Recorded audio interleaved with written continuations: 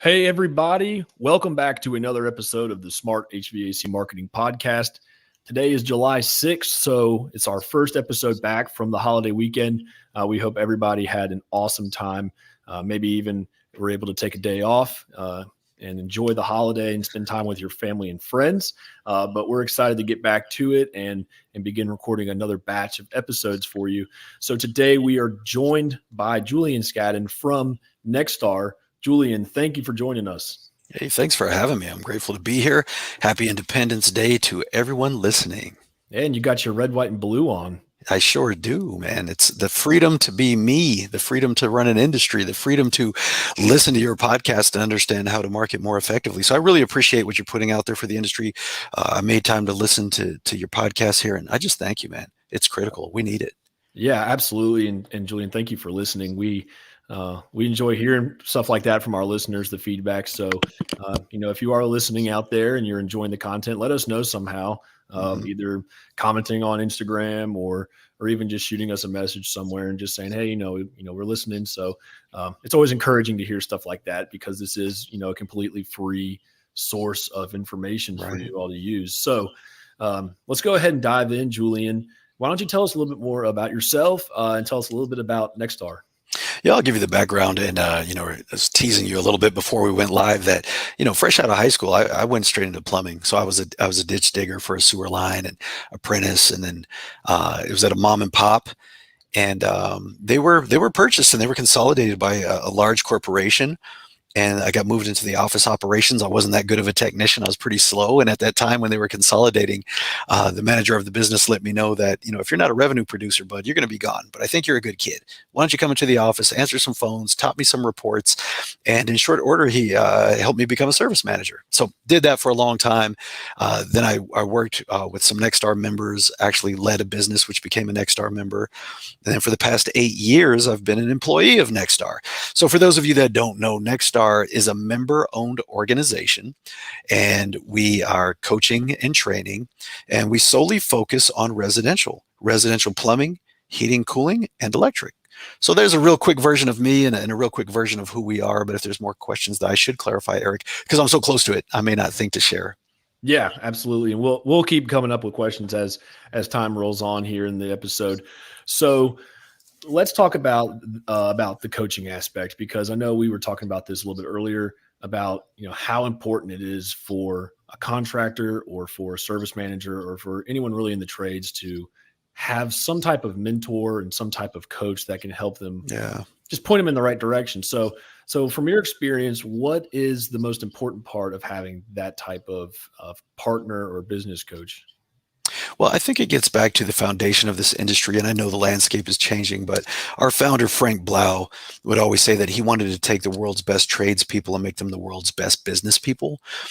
Because by and large, and I've heard this on some of your podcasts, the people, either it's a family-owned business or a technician who became a business owner, they weren't savvy business people.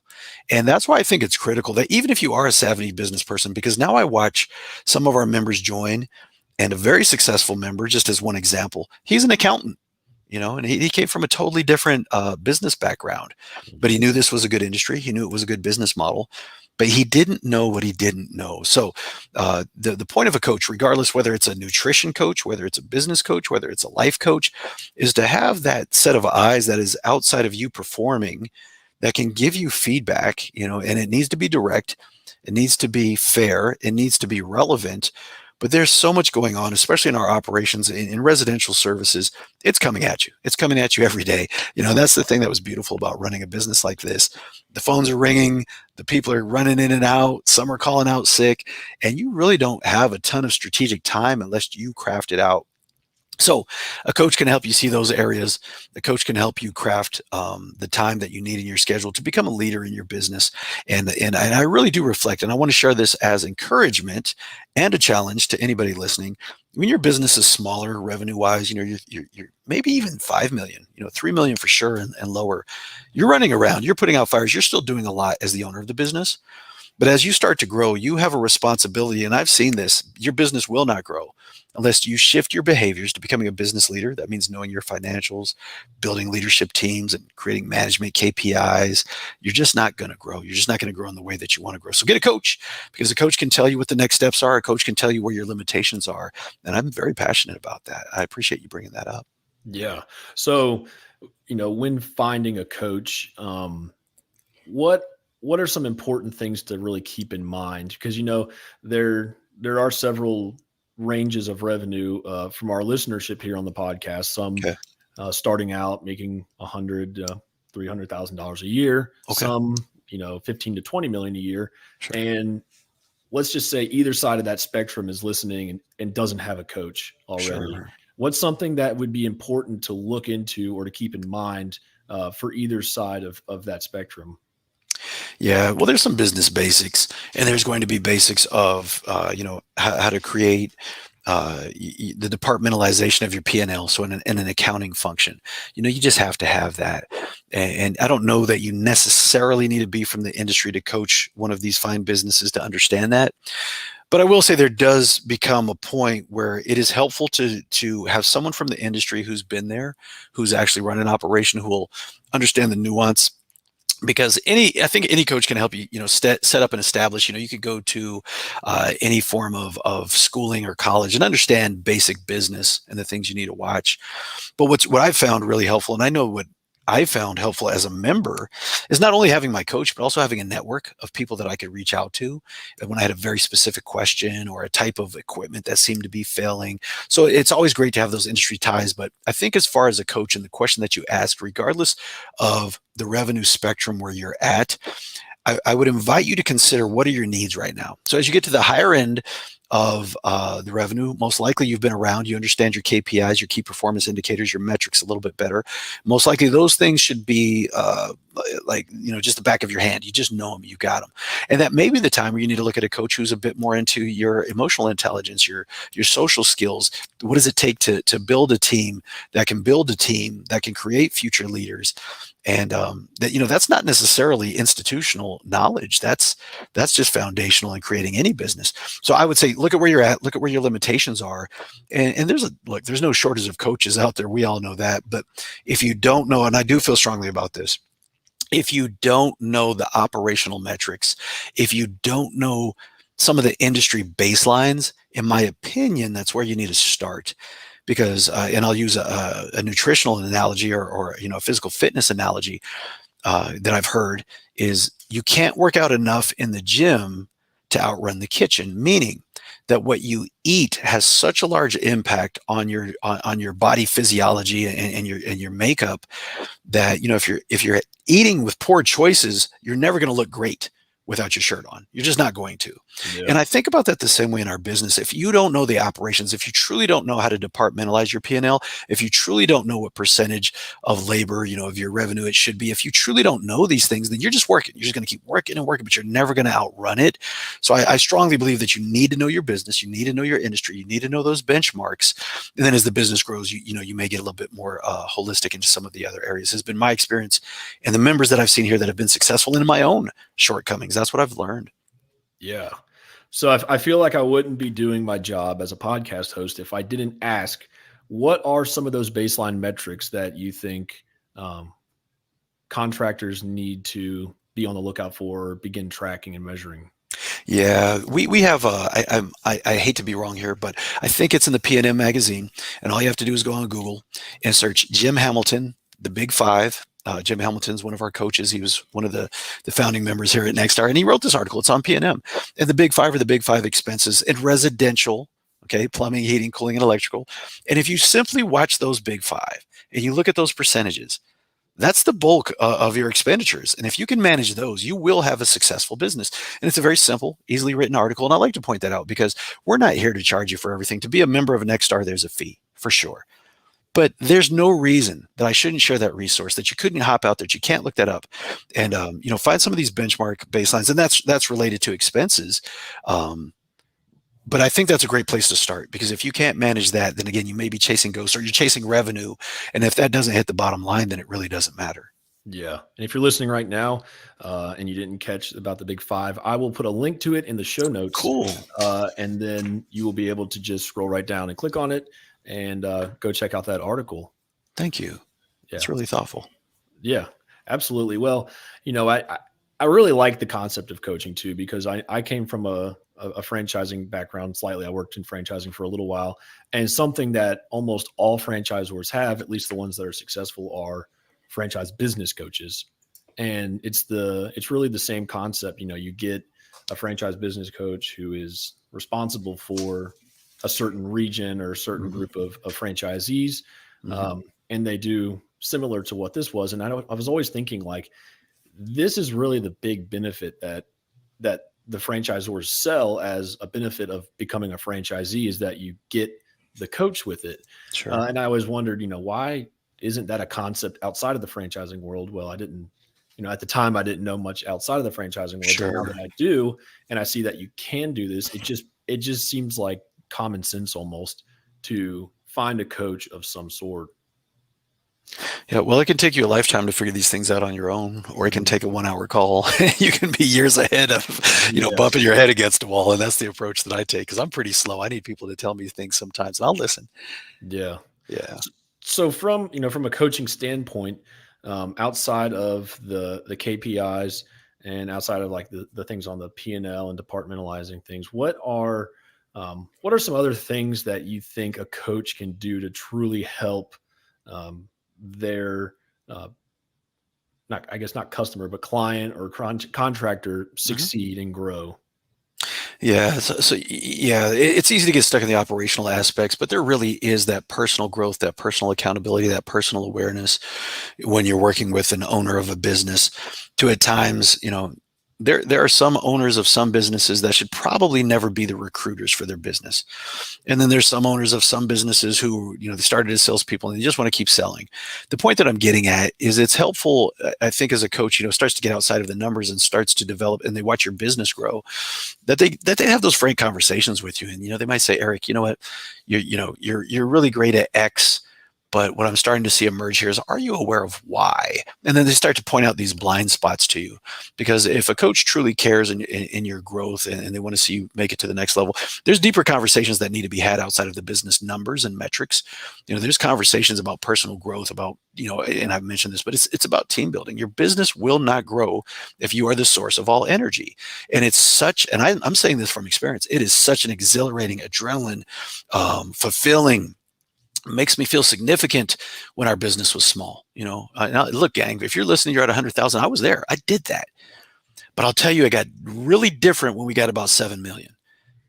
When I didn't realize, and it was from the advice of my coach, I was actually lamenting about one of our employees that kept bringing me ideas.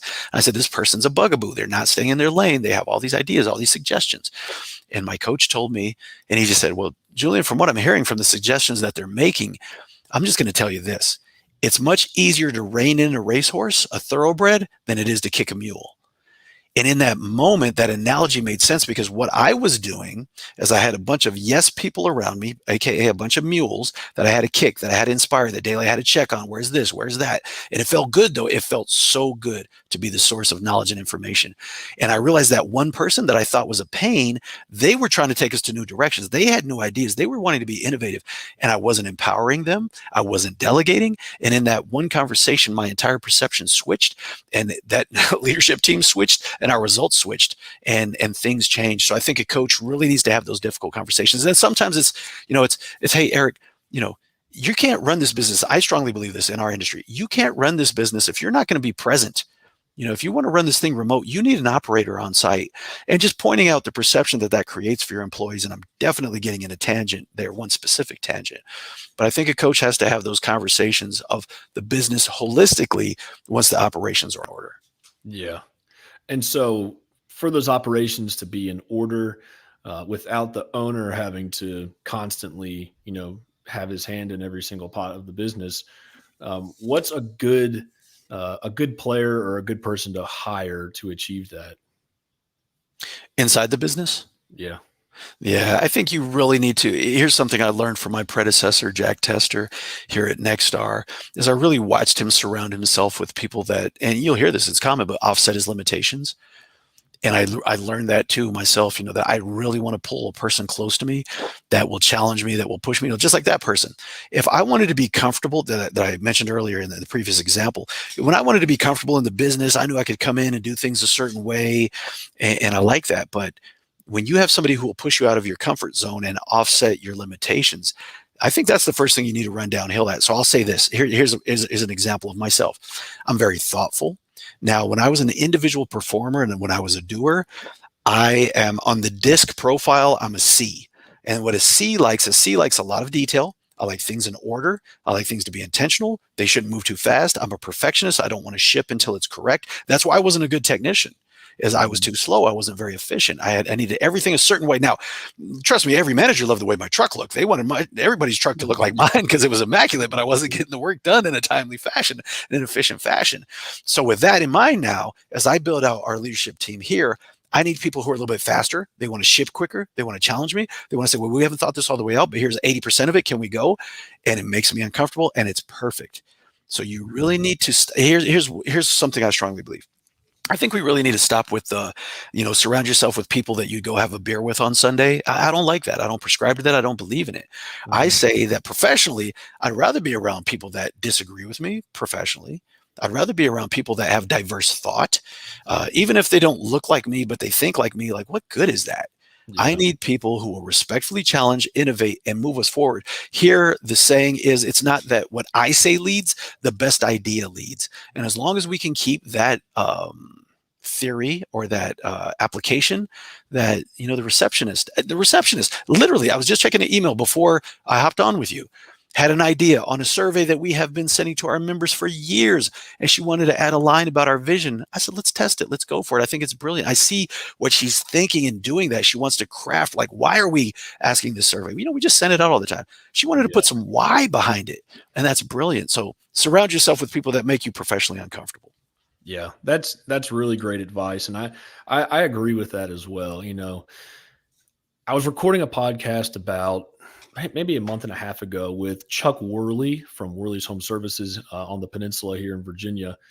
And he had said something about when he was getting started, he had kind of a right-hand man that was pretty much always in agreement with him, and always, everything was always the same. And one day he said, if I know everything that you know and you know everything that I know, then one of us isn't needed here. And, I love it. And that line really stuck with me because it's like, that makes so much sense. You want to hire people who know more than you. And that's really how you can help really grow or drive a vision. And it sounds so good.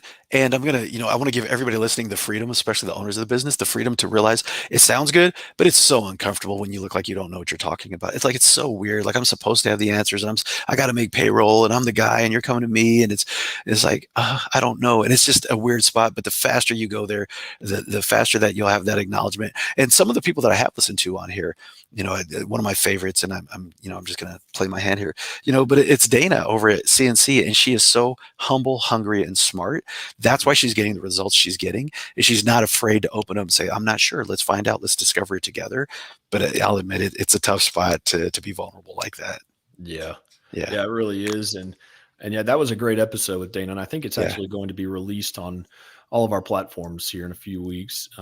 Good. And if you're listening and you're always hearing me say things like, oh, it'll be released soon, we record these episodes live on Facebook and YouTube first, and then we publish them on Tuesdays and Thursdays. Okay. Because we try to have consistency with the algorithms of all the podcasting stuff. So if you're listening on here and you're like, man, I want to get the new content before it comes out, go to our YouTube or our Facebook channel. Both, you can just search Rival Digital on either, and you will be able to get all of them there before everyone else, including all the helpful links, like we were talking about earlier. Maybe that'll give you the 2-week advantage over someone else who may be listening in your market. So pro tip.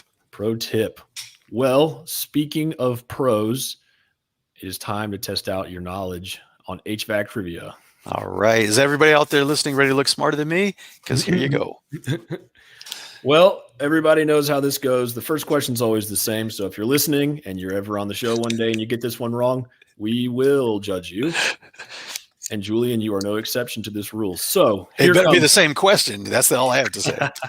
Here comes question number 1. Got it.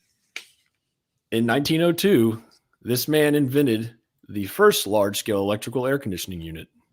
What Dana said, and I believe I'm repeating it, is Carrier.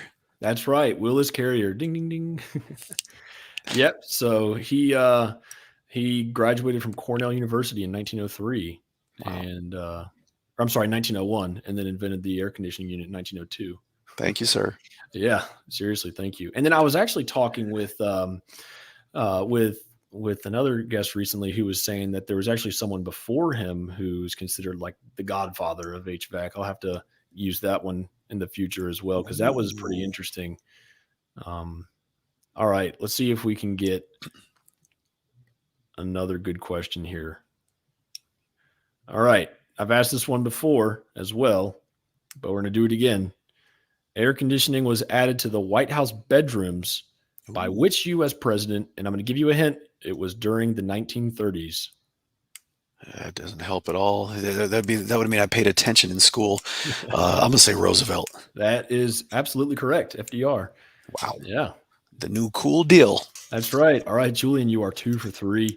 You have a chance to tie the leaderboard at first place. I want to win. Claire Ferreira is up there with you. She was 3 for 3. So you have Claire's the best. You have the chance to join some elite company here on the Smart HVAC Marketing Podcast Trivia. And that's elite. Yeah. Yeah, elite. We should give out badges like I passed the test or something. Please. All right. These buildings, or this entertainment source, was the first businesses to install air conditioning in an effort to bring in customers during the summer. And there's a name for an event. There's a name for an event that you go to this type of business for, that got its name from this discovery of air conditioning.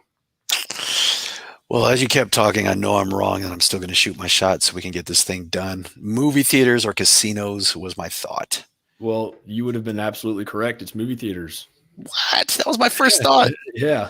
Yep. So that's where they got the name Summer Blockbuster. It was like a marketing campaign to get people to come to the movies because they had air conditioning. Well, Claire, I kind of cheated there, and I appreciate even being in her company. So very good. I will say Claire got some pretty difficult questions. Well, she's smarter than me. Yeah. So, yeah, fair enough. Awesome. Well, Julian, this is a marketing podcast, so I'm going to ask you a few things here about marketing, before we begin to wind down and wrap up. Okay. Because, I know that Nexstar offers, the ability with the coaches to kind of help contractors do a better job with marketing. Sure. Because this is something that, we hear it a lot as a marketing agency where I can just run my Facebook page myself, or, I can get my sister to do it or whatever. And that may work for a while, but it just doesn't seem to scale. It can help getting started, but it doesn't seem to scale. So from a business development standpoint, how important do you think it is for a contractor to really just get invested in marketing, rather it's hiring an outside partner or hiring an internal marketing person? Yeah. And I love that you brought this up. Now I am going to say something to my operators out there. First, I have to do this. Otherwise I wouldn't be a true operator. First, make sure you're capturing the doggone calls. Okay. We're not going to turn on your marketing unless you get your call center right. We're capturing the stinking call. So I have to say that. Otherwise my operator blood would pump through my veins. But it's ridiculous. And the reason that this is easy for me, when I was running a business, I hated marketing. I couldn't stand all the sales calls. They made me feel dumb. Here's the deal, and you can run this ad. You can, I'm back from the yellow page ads even, and then TV. Oh my goodness. And I didn't know what was right and what was real. So thank goodness for, great vendors, who take the time to educate me, not just vendors who are like, I didn't like the salespeople. And that's what I appreciate about what you're building over there is you're educating. You're not just coming in and selling them your product. You're also educating, and the nuance of the industry. So thumbs up to you on that. Thank you. Because I did find some vendors like that helped me. But yes, I'll be honest, Nexstar doesn't just have operational coaches. We have marketing coaches. We have recruiting coaches. We have coaches for almost every function in your business. And I did. And I was just reminiscing with one of our marketing coaches the other day that when I came up as a member, I sat there cross-armed, straight-faced, just staring at them for the first day of the workshop because I hated marketing. So I didn't want to hear what they had to say. I was like, it's just more money. And then by the second day of the workshop, we were creating a plan, and then I had a calendar, and then I understood what I was looking for. And by the third day, I'm hugging them and leaving, and I'm leaving with a plan. So it is critically important that you have a champion and owner of marketing in your business. If you think that you can do this yourself, you're wrong. It's just like you thinking that you could run all the calls. You gave that up. You think you could answer all the calls. You gave that up. Give people the discipline. There should be somebody in your business, no matter what it is, that sleeps, breathes, eats, and drinks that aspect of the business if you want it to excel. And marketing is no exception. Partner with some good vendors, and you will see your business grow. Just make sure you can capture those calls because they're coming in. Yeah, the calls seems to be something that we run into a lot as well, where we'll be doing advertising efforts or whatever it may be, and it's like we see conversions and form fills, and people are clicking to call, but there's it seems on the back end of it, well, we're not capturing revenue. It's like, well, are you answering the phone? What are you saying when you answer the phone? Yeah, and that's another thing that I was actually going to bring up is sales scripts, or even just having some type of sales training or script training for your CSRs or call center or customer care or whatever you call them. Right. How important do you think that is, and is that something that you think that a coach could help them with? Oh yeah, yeah. If your coach can't help you with that, then in the most respectful way, you need to find another coach, because there has to be a repeatable process. When you hire somebody new, we can't just get by, and we do this. We do this when the business is small. We get by on the luck of Jimmy. Jimmy's really sharp. Jimmy speaks really well. There's Karen. She can really pull this off, and that's not a process. And what's the last movie you watched that was completely improvised was nothing, because that movie would stink. So, you take the script, and then yes, you can put your own style on it. You can do your thing, but you have to know the psychology of the buying mentality of a consumer to address their question. It's not about selling. It's about answering the questions. You have to know the order in which the brain is asking questions, that you take them on a journey, that they feel comfortable, that they trust you. And heck yeah, you need a script. You've got to start with a script. We all do. Yeah. So what are some good, a good way to get an easy script put together, maybe I wouldn't say like a workbook, but like a process, like a 3 or 4 step process that you could get a nice easy script going? Yeah, and this is where there's so many people out there in our industry specifically that are helping with this because of the volume of the vendors that are out there in our industry right now. But the thing that I would say, if you really don't know where to start and you're really unsure what to do and you don't want to invest in a coach because you're a knucklehead, just call places and take notes on what interactions feel good to you. Notice you're a consumer too. You need to realize that, and stop building your business in the way you want to do things. Be objective, be distant, and step back and look at the interactions that feel good to you. So yeah, I would call places. I used to do that all the time. I would go to restaurants, or I might be on the phone, and I would say, what was it about that interaction? Again, being an introvert, being very detail oriented, but just by opening your mind and thinking this way, you all will do this now, and you'll start to think about it. You say, what was it about that interaction? Why did I like that? Oh, when they asked that question, that opened this. So you can actually reverse engineer things that are working well on you as a consumer to consider how you could build that into your business. And I highly encourage that, even if you have existing scripts. Yeah. And there's a book out there. I can't recall the author, but I know the book is called Why We Buy. And that's another book. I'll want to link that one in the show notes as well, because I actually read this book back in college. And at the time I was like, man, this book sucks. I don't want to read this. Yeah. Because the teacher pretty much every day which, in college classes are Monday, Wednesday, Friday. So every day really means 3 days a week. Yeah. But we had to carry this journal around with us. And everywhere we went, or anytime we consumed or bought or shopped, we had to write down one thing about that experience that stuck out to us. And then we would take them, at the time we would take it from the handwritten version, put it into a system, and then it would create like this crazy, almost like a word bubble, but not really like a word bubble. It would just show you like the most popular reasons people are buying or having a good experience. And I think that that's something that you could easily do with your company as well. I love that. Yeah. I love that assignment. That's perfect. Yeah, okay. So now, once again, you all are listening to this and you just got something for free, something you can go and go do. So the only difference between the successful listeners and the people that are growing are the people who take action. We can give you all the knowledge in the world. Look, Nexstar Network, we have about 900 members right now. We have them from Australia to Canada to the States. And the only difference, we tell them all the same thing. So how come all of them are not wildly successful? The only difference are those who take action. That's Get right. after it. Take action on what Eric just shared with you. Absolutely. Yeah. And I think another thing that going back to the call center, the scripting is, another thing about the trades is that every person's situation is different. Their house is a certain size, has a certain amount of bedrooms, built a certain way, built in a certain year. Their financial situation's different. So being able to train your call center to be able to not just read a script because everything's going to be different, but to actually understand what questions to ask. Like, I love that you brought that up. I took that for granted. Yeah, the script is a series of questions. It's not a leading situation. So yeah, that's very well put. Thank you. yeah. And I think that, and that's one thing, like I actually was shopping for, um, pest control at one point, Mm. and I called a couple companies and it was just like it just felt like it was, you get the same thing as them and them and them and them. And then I got to the last part and I call them and they're like, "What problem are you experiencing?" I'm like, "Well, we got some mice in our home." And he's like, "All right, well, where's your house located?" I tell him. And he's like, "Oh, you're located in this neighborhood, which is across the street from this plant, like it's a water treatment plant." And Mm. he's like, "We get calls all the time from that area.